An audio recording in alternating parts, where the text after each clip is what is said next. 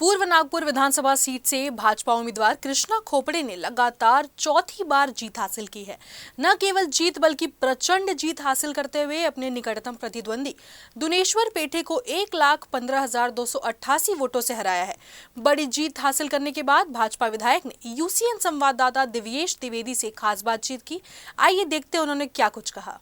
Bharatiya Janata party को महाराष्ट्र में बड़ी जीत मिली है और बड़ी जीत जो मिली है विदर्भ में भी जो है भारतीय जनता पार्टी के बहुत सारे जो विधायक हैं वो चुन के आए हैं, लेकिन सबसे बड़ी लीड के साथ में जो चुन के आए हैं वो हैं पूर्व नागपुर की सीट से लगातार 3 बार के विधायक और अब चौथी बार जो विधायक बने हैं कृष्णा खोपड़े।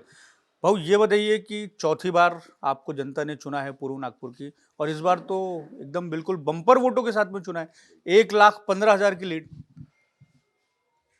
पूर्व नागपुर में लगातार जो अपन ने डेवलपमेंट किया, जो प्रोजेक्ट किया, और पूर्व नागपुर के जनता को मैं 100% नहीं बोलूँगा, लेकिन काफ़ी प्रमाण में अपन ने न्याय देने का प्रयत्न किया है।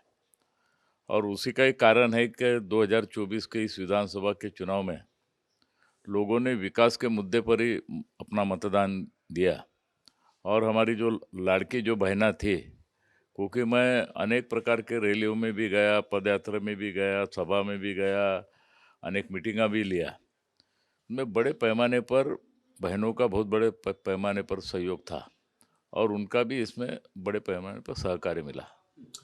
एक तो होती है जीत, पिछली बार जब आप चुनाव में खड़े थे तो 24,000 की लीड थी, लेकिन इस बार सीधे 4 गुना अधिक, 3 गुना अधिक मत मिले हैं। इसको आप किस तरीके से देखते हैं, भारतीय जनता पार्टी के लिहाज से भी और आपके लिहाज से भी, कि किस तरीके से इस जीत को देखा जाए? नहीं, कैसा है, तीसरी चौथी बार बोले यानी लोगों के दिमाग में भी थोड़ा सा परिवर्तन आता है, सोच में भी परिवर्तन आता है।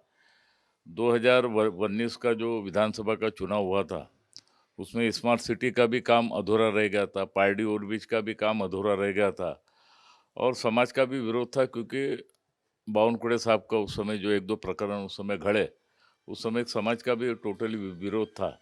और इसीलिए उस समय जो चुनाव हुआ, और निश्चित रूप से उस समय भी मैं 24,000 समथिंग वोटों से चुन के आया।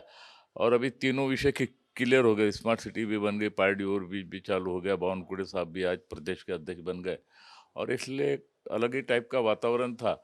लेकिन मैं इतने चुनाव अभी तक लड़ा हूँ, मैं 4 महानगर पालिका लड़ा, 4 ये लड़ा हूँ, लेकिन इस चुनाव के अंदर जो उत्साह लोगों में था, उत्साह जो मतदाताओं में था, उत्साह जो कार्यकर्ताओं में था, उत्साह जो लाड़की बहनों में था, ये अलग ही टाइप का देखने को मिलता था। प्रत्येक सभा के अंदर, प्रत्येक मीटिंग में बड़ी संख्या में लोग उपस्थित रहते थे, और उनको भी ये मालूम है कि पूर्व नागपुर 10 साल पहले कैसा था। 50 साल कांग्रेस का राज था, एक मंत्री तो 25 साल आमदार थे, 14 साल मंत्री भी थे, फिर भी उन्होंने पूर्व नागपुर को अंधकार में छोड़ के गए थे वो। और इसलिए लोगों को मालूम है कि ये पूर्व नागपुर का चित्र किसने बदला, पूर्व नागपुर के काम बड़े पैमाने पर किसने लाया, और इसलिए लोगों का भी ध्यान इधर ही था। और भारतीय जनता पार्टी ये सब काम कर सकती है, और इसीलिए बड़े पैमाने पर लोगों ने इस समय मतदान किया।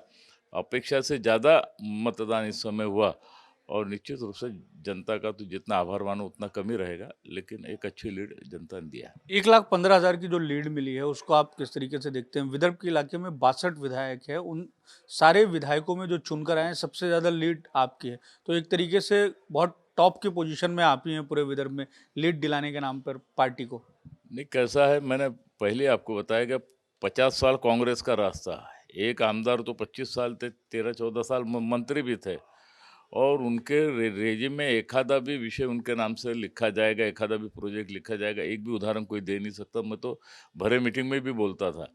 लेकिन हमने जो 7 साल के अंदर जो परिवर्तन किया, 14 से 19 और ये 2 साल, ये 7 साल जो हमारी सरकार थी महाराष्ट्र के अंदर, और गडकरी साहब के नेतृत्व में, फडणवीस साहब के नेतृत्व में जितना ज़्यादा हो सके उतना मैंने प्रोजेक्ट लाने का प्रयास किया।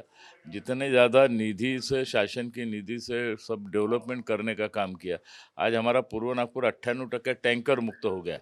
झोपड़पट्टी वासियों को जो 40-40 साल कांग्रेस ने उनके मत के भरोसे राज किया, उनको हमने रजिस्टर करके दिए।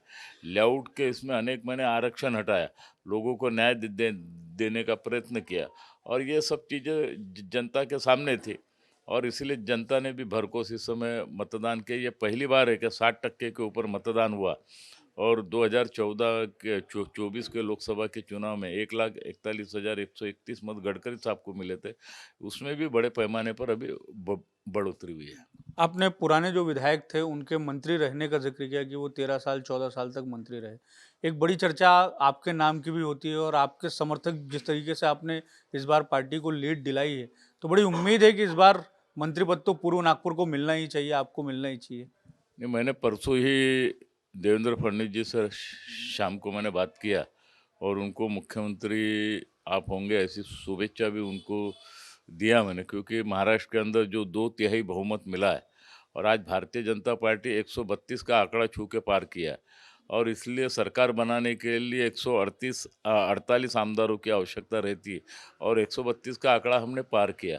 आज अलायंस की सरकार है और इसलिए हमारी सबकी इच्छा है, सब कार्यकर्ताओं की भी इच्छा है, सभी की इच्छा है, सब आमदारों की भी इच्छा है कि देवेंद्र फडणवीस जी फिर से एक बार राज्य के मुख्यमंत्री बने।